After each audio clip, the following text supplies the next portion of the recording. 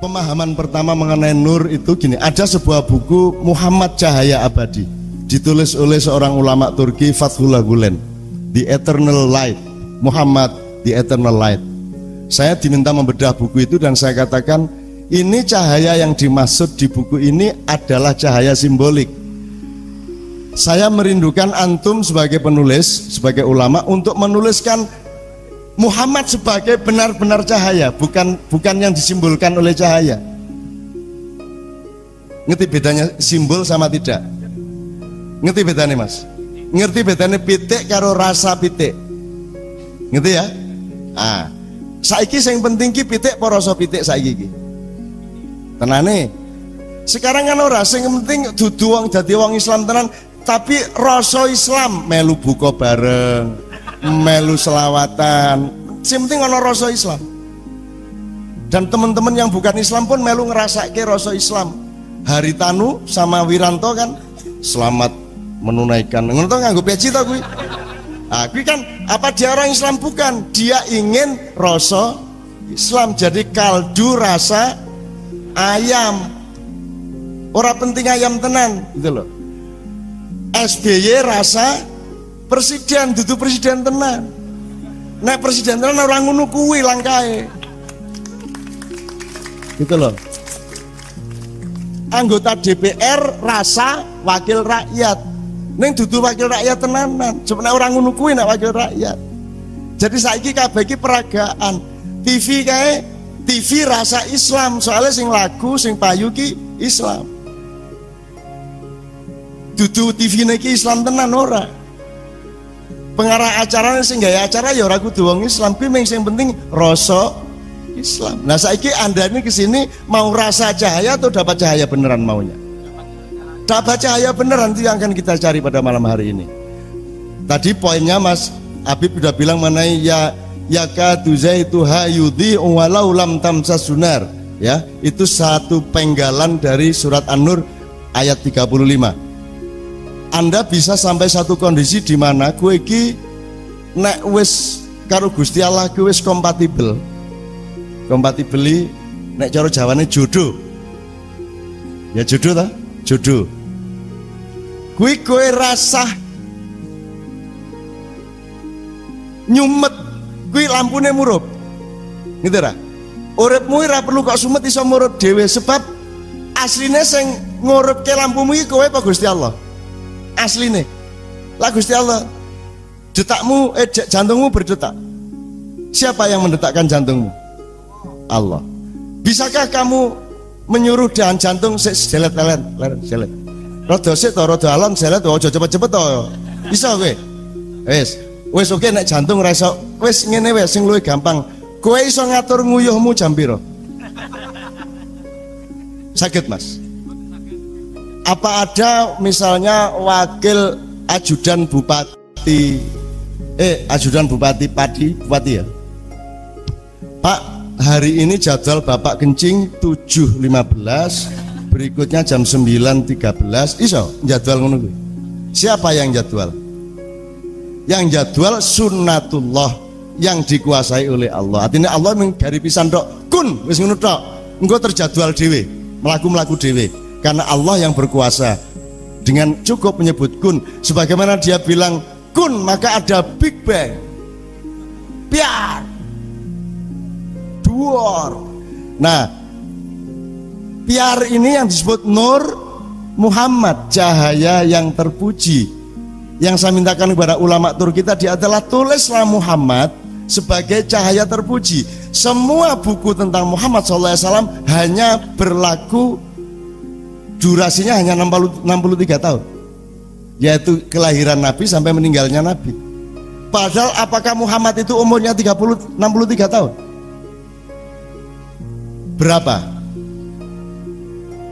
Rasulullah hidup sejak awal penciptaan sampai akhir penciptaan, terserah Allah. Saiki makhluk yang pertama diciptakan Allah adalah Nur Muhammad. Kelak Nur Muhammad ini mergo Big Bang terus jadi putaran, terus nanti ada yang memadat jadi tata surya, ono sing masih pijar gasnya terus memancarkan cahaya, dia namanya matahari. Terus sing pinggir-pinggirnya memadat tanpa cahaya dari planet-planet. Dan ada bermiliar-miliar tata surya, bapak anak sampai cucunya yang disebut rembulan atau satelit, ya. Nah, itu juga cahaya, tapi hanya salah satu penampakan cahaya. Cahaya itu sedemikian rupa dahsyatnya sehingga kita hanya bisa melihat penampakannya, bukan melihat cahaya itu sendiri. Karena siapakah cahaya itu? Menurut Allah, cahaya adalah Dia sendiri. Jadi Allah tidak mengatakan aku memancarkan cahaya. Allah mengatakan Allah adalah cahaya. Allahu nurus samawati wal ard.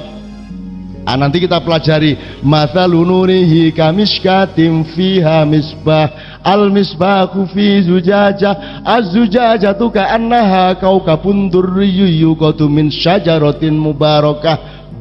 Dari bumi ke langit lagi ke bumi lagi, mubarakatin zaitunatil la syarqiyati wala gharbiyah. Bumi ki ra ono etan kulon.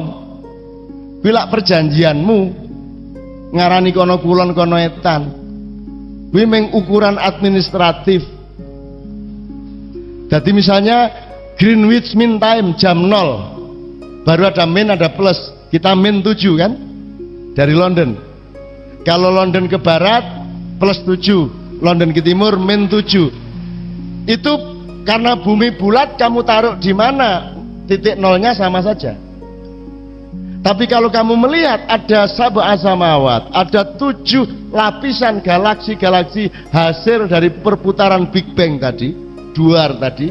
Kemudian di setiap bulatan-bulatan bumi dan planet-planet lain itu juga ada 7 lapisan yang seluruhnya kalau dipandang dari jauh berbentuk jajaran genjang. Nah, di pusat jajaran genjang ini jajaran genjang ini ya. Nah, itu di pusat jajaran genjang, kalau Anda melihat seluruh jagat raya ini, jajaran genjang itu berpusat pada satu titik yang namanya Ka'bah. Baik jajaran genjang intra bumi maupun ekstra bumi, seluruh jagat raya itu titik pusatnya adalah Ka'bah.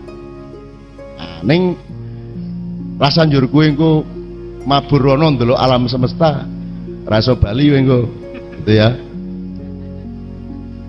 Oke, ini kalau saya teruskan kopi saya dingin, tidak terasa lagi piarnya. Itu sudah disebut Habib Anis. Nanti kita lihat eksplorasi yang mana. Saya juga ingin mengatakan kepada Anda, posisimu ini di mana sekarang? Kalau tadi saya mengatakan dari sebelum Nabi Adam kan sudah sekian milenium, betul enggak? Dari Big Bang sampai Nabi Adam itu sudah sekian ribu abad, betul enggak? Zaman dinosaurus, zaman es, zaman macam-macam itu sudah ribuan tahun. Terus dari Nabi Adam sampai ke kita kan paling banyak 6.000 tahun. Saya tanya sama Anda, berarti dari Big Bang sampai kiamat itu kira-kira katakanlah 100 abad misalnya, umpamanya gitu ya. Umpamanya 100 abad wis, gak ora usah oke-oke ya. Andaikan saja 100 abad. Terus siapakah makhluk yang paling dicintai Allah? Namanya Muhammad SAW. Bahkan terciptanya Muhammad di awal yang namanya Nur Muhammad, yang dikenal oleh dunia modern, sains modern sebagai Big Bang, itu merupakan alasan kenapa kemudian Allah menciptakan seluruh alam semesta ini. Nek ora mergo gawe Kanjeng Nabi sik, kuwi ora gawe alam iki. Mulane kene selawatan, nek ora ana Kanjeng Nabi kene ya ora ana. Laulaka ya Muhammad ma khalaqtul aflak. Saiki ngene, nek kowe dadi Gusti Allah iki upama lho ya. Upama iki. Iki ana 100 abad. Njur kowe duwe asisten pribadi sing kok tresnani tenan. Kuwi kira-kira kok kongkon ngurusi 100 abad iki berapa lama?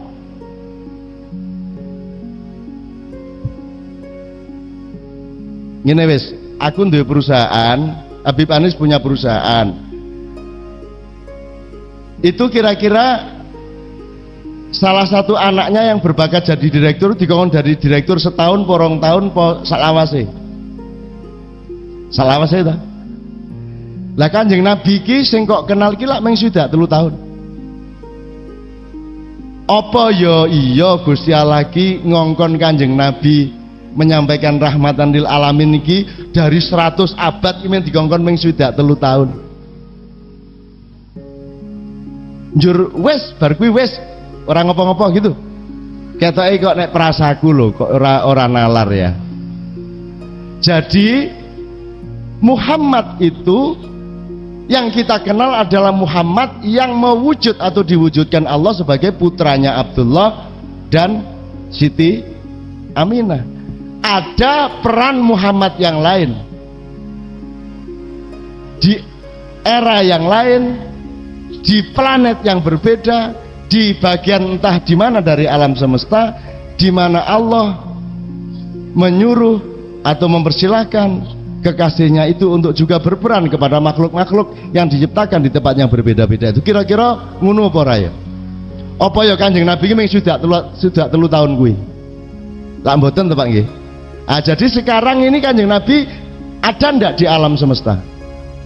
Ah, kita ndak tahu di mana tapi ono to.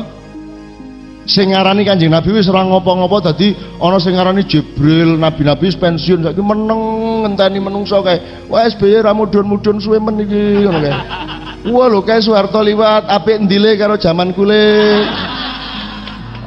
Apa ya malaikat-malaikat ki meneng ngenteni kiamat lah ora to?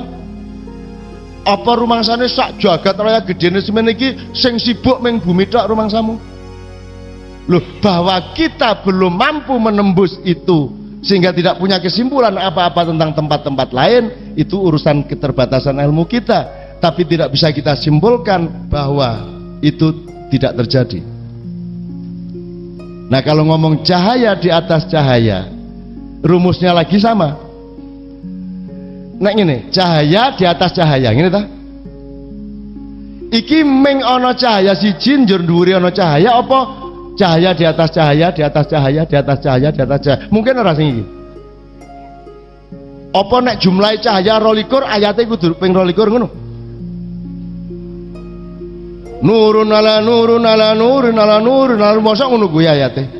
Kan cukup satu sifat bahwa ada cahaya di atas cahaya dan itu bisa terjadi ribuan kali, ratusan ribu kali kan begitu. Nah, ini tolong dipahami.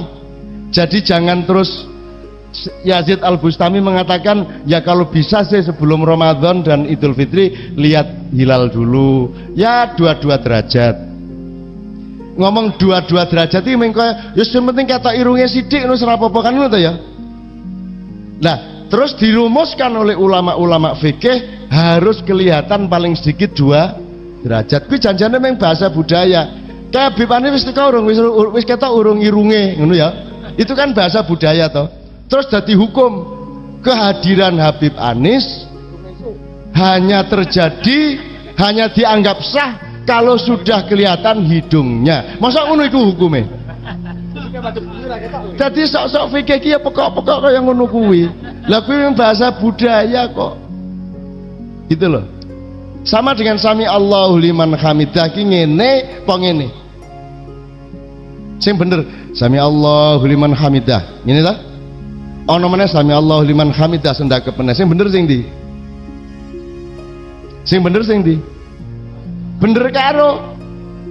Bener kabeh wong rumuse iki ngene, setelah sami Allahu liman hamidah kembali ke posisi semula.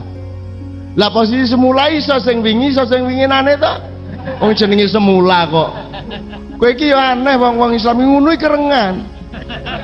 Coba aku nganti tak amati aliran kok oke men tahiyat we kerengan. At-tahiyatul barang assalamu alaikum Muhammad Rasul lagi ngene. Aliran satu. Aliran kedua.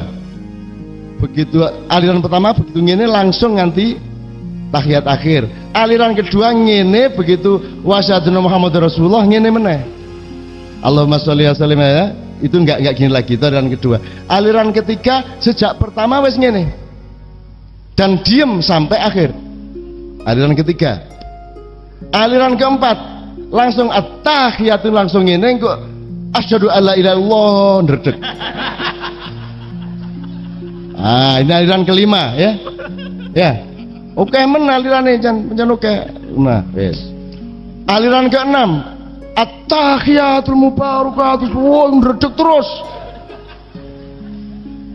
Sepanjang iki sing paling anu nek pas njurono jarine kanca Surabaya iki pas ngene handphone muni ter kepeksa diganteni. Jadi tangan kiwat nggo ngene.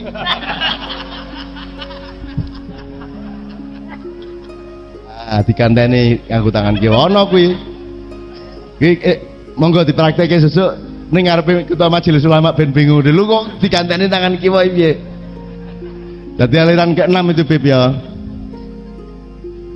Aliran ke-7 ini yang saya setuju. Yaitu tidak pakai begini. Wes kowe kandhake kok kabeh. Ora nganggo ndeding. Masalahe ra duwe driji, arep ngopo kowe? Ayo. Kowe iki memperdebatkan ndeding ki ra ndelok perasaane wong sing ora duwe driji. Aku berpihak wong sing ora duwe driji. Bener ra kuwi? Lah kowe iki nglarake ati to. Kuwi padha karo kowe iki liwat ning gone kere-kere yo penakno. Warung Padang bangane sop buntut. Aku liwat ning wong sing ora mangan. Ra iso tuku mangan. Aku lak ngerake ati to kuwi. Makanya timbangane berdebat ngono kuwi mbok wis pikiran sing tidak terpikir, berpihak kepada yang gaib, kepada yang tidak diperhatikan, yang mahjub, yang mastur. Ono jaran ke pangamangan pari rasa nesu. Ono jaran ke pangamangan beling kowe aja nesu. Mending tukokke sego bungkus. Wong kae iki mangan beling mergo ora ngono sego. Akhirnya mangan beling lak ngono. Sing kok pikir kok bid'ah syirike. Bid'ah syirik itu rumusnya tidak di depan matamu. Kok matamu? Di depan mata Anda. Syirik itu letaknya di dalam pikiran dia dan hatinya dia, tidak tampak di mata Anda. Seorang itu kafir, musyrik atau tidak, itu yang tahu adalah masing-masing orang. Dia pura-pura apa tidak, dia bohong apa tidak, dia menyembah siapa, dia yang tahu. Orang lain tidak tahu. Orang lain ngertine kan kupluke, serbane, ucapan-ucapannya. Dan itu tidak bisa diambil kesimpulan. Gitu loh. Nek bid'ah, lain lagi nanti kita omongkan soal bid'ah. Itu masalah yang juga sangat gampang.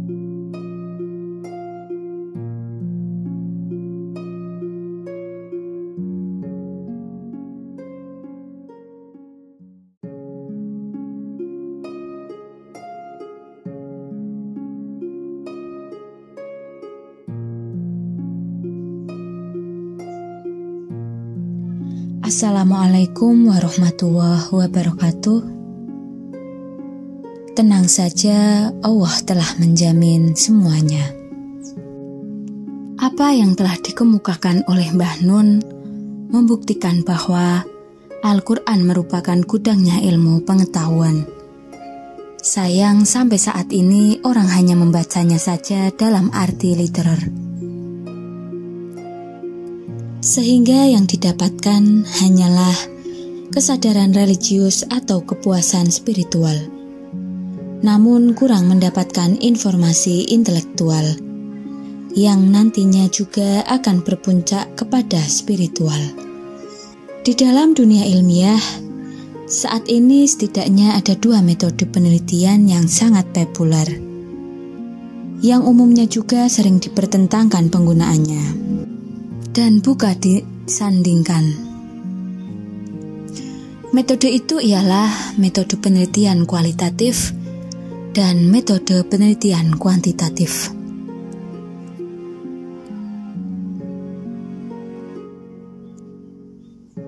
Metode lain yang populer adalah grounded research, diperkenalkan oleh Glasser dan Strauss. Walaupun barangkali penelitian memiliki desain atau perencanaan penelitian hingga tuntas, namun kesemuaannya itu bersifat fleksibel. Bahkan boleh jadi tidak dipakai sama sekali dalam proses penelitian. Sehingga tak terjebak pada kecenderungan studi verifikatif yang memaksakan level empirikal menyesuaikan diri dengan level konseptual teoritikal. Dengan demikian, apa yang ditemukan berupa konsep, proposisi, dan teori benar-benar berdasarkan data yang dikembangkan secara induktif.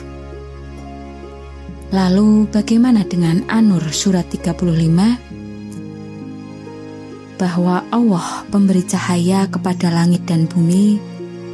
Perumpamaan cahayanya adalah seperti sebuah lubang yang tak tembus, yang di dalamnya ada pelita besar. Pelita itu di dalam kaca, dan kaca itu seakan-akan bintang yang bercahaya, seperti mutiara, yang dinyalakan dengan minyak dari pohon yang banyak berkahnya, yaitu pohon zaitun yang tumbuh tidak di sebelah timur, dan tidak pula di sebelah barat, yang minyaknya hampir-hampir menerangi. Walaupun tidak disentuh api, cahaya di atas cahaya, Allah membimbing kepada cahayanya siapa yang Dia kehendaki. Dan Allah memperbuat perumpamaan-perumpamaan bagi manusia, dan Allah mengetahui segala sesuatu. Quran Surat An-Nur ayat 35. Tentu banyak tafsir mengenai apa itu cahaya. Menurut Mbah Nun sendiri, Surat An-Nur ayat 35 ini merupakan satu metode penelitian yang ditawarkan Allah kepada manusia secara luar biasa. Metode ini tentu saja mengatasi berbagai metode penelitian yang ditawarkan manusia sebagaimana saya sebutkan sebelumnya. Dalam An-Nur ayat 35 tersebut, jelas Allah adalah cahaya itu sendiri, dan manusia diperintahkan untuk mencarinya. Bukankah proses mencari adalah ruh utama sebuah penelitian? Tentu surat An-Nur ayat 35 lebih lengkap lagi dibanding metode kualitatif, kuantitatif, dan grounded di atas. Karena pencarian yang dimaksud di surat ini sampai kepada puncak tertinggi, yakni Allah. Dan sebaliknya, metode penelitian yang ditawarkan oleh manusia hanya sampai pada tingkat fenomena atau gejala alam dan sosial, yang hanya merupakan bagian kecil dari kehadiran Allah. Istilah nurun ala nur sungguh luar biasa. Cahaya yang berlapis-lapis, dan manusia diperintahkan menuju cahaya. Karena cahaya berlapis-lapis, berarti tak ada kata berkesudahan. Allah pemberi cahaya kepada langit dan bumi. Perumpamaan cahayanya boleh jadi orang yang dikehendakinya untuk diresapkan keimanan dan Al-Quran ke dalam dadanya. Ini hak prerogatif Allah, dan manusia harus mencarinya atau menawarkan diri kepada Allah agar dipilih untuk diberi cahayanya. Perumpamaan ini adalah satu kerja besar mencari dan mencari. Kerja besar itu diantaranya meningkatkan daya kompatibilitas kita agar dapat menyesuaikan diri dengan chip yang diberikan Allah, sehingga kerja komputer di badan dan jiwa kita sesuai dengan kehendaknya. Proses mempersiapkan diri ini adalah proses yang tak berkesudahan, sampai optimal program komputer di badan dan jiwa kita, agar selalu up to date, tidak letoy apalagi hang. Istilah zujajah atau tabung kata. Bisa jadi itu akal pikiran dan sebagiannya sebagai alat untuk mengolah itu semua. Firman Allah, perumpamaan cahayanya ada dua pendapat berkaitan dengan damir, kata ganti orang ketiga. Dalam ayat ini, yakni damir tersebut kembali kepada Allah, atau perumpamaan petunjuknya dalam hati seorang mukmin seperti miskah yaitu lubang yang tak tembus, atau ada yang memaknai jasad manusia. Allah juga menyamakan kemurnian hati seorang mukmin dengan lentera dari kaca yang tipis dan mengkilat, menyamakan hidayah Al-Quran dan syariat yang dimintanya dengan minyak zaitun yang bagus lagi jernih, bercahaya dan tegak, tidak kotor dan tidak bengkok. Menurut Mbah Nun, misbah itu kolbu, maka ia memiliki kompatibilitas yang tinggi, sehingga tidak memiliki batas-batas. Karenanya kolbu harus ditempatkan dalam zujajah, tabung kaca, justru agar dapat mengatur kompatibilitasnya. Boleh jadi kolbu ini adalah beberapa tingkatannya. Pertama, kalbun ajrat atau hati yang polos tak bernoda. Di dalamnya seperti ada pelita yang bersinar. Kedua, kalbun aghlaf, hati yang tertutup, yang terikat tutupannya. Dan ketiga, kolbun mangkus, hati yang terbalik. Keempat, kolbun musaf, hati yang terlapis. Adapun kalbul arjan adalah hati seorang mukmin. Pelita dalam hatinya adalah cahaya. Kolbun aghlaf adalah hati orang kafir. Kolbun mankus adalah hati orang munafik yang mengetahui kemudian mengingkari. Kolbun musaf adalah hati yang di dalamnya bercampur iman dan nifak. Iman yang ada di dalamnya seperti tanaman yang disirami air yang segar, dan nifak yang ada di dalamnya seperti bisul yang disirami darah dan nanah. Mana dari dua unsur di atas yang lebih dominan, maka itulah yang akan menguasai hatinya. Kalau Allah berfirman, pelita itu di dalam kaca, cahaya tersebut memancar dalam kaca yang bening.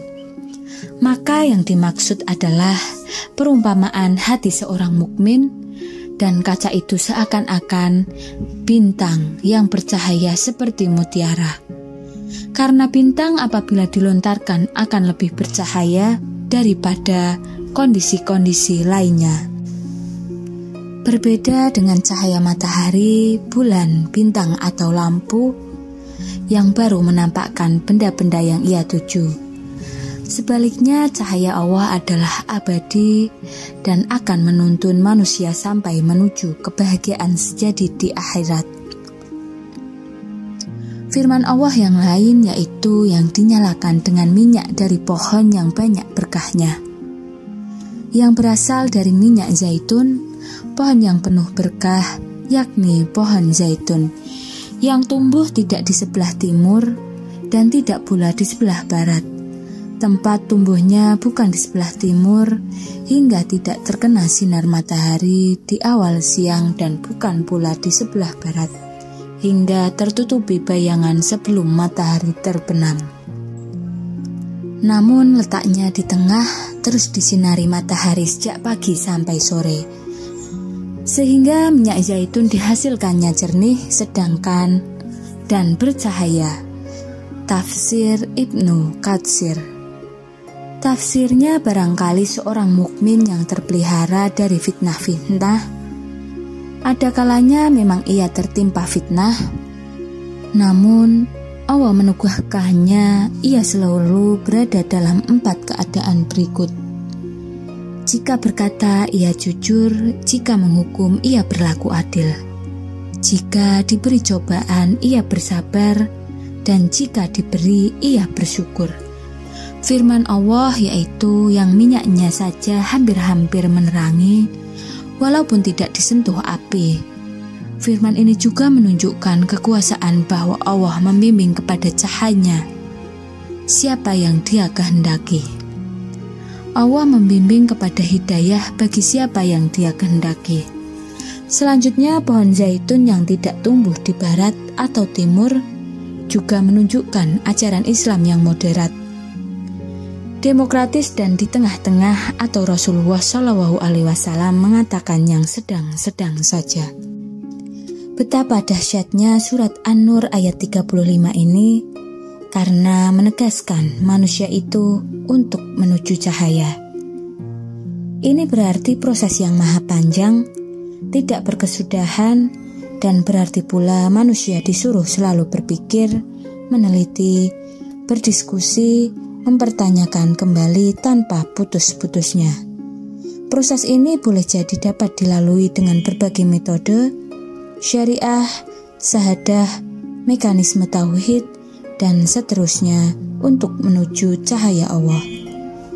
Sudah pasti metode untuk sampai tataran ini sangat canggih, melebihi metode penelitian ciptaan manusia. Jadi ibadah mahdoh dan sebagainya hanyalah metode dan bukan tujuan. Untuk menuju cahaya Allah, Rasulullah SAW mengajarkan metode riset aksi di Madinah, yakni untuk memajukan kesejahteraan dan peradaban, perubahan ekonomi, sosial, budaya, teknologi, dan seterusnya hanya dapat diperoleh dari riset aksi yang metodenya ada di surat An-Nur ayat 35. Orang yang sampai kepada cahaya Allah barangkali tidak dapat diukur atau dilihat secara pasti, namun setidaknya dapat dilihat dari output sosialnya. Jadi jangan dibalik, dilihat input mahdohnya. Sekian, semoga kita selalu senantiasa mendapatkan cahaya Allah. Wassalamualaikum warahmatullahi wabarakatuh.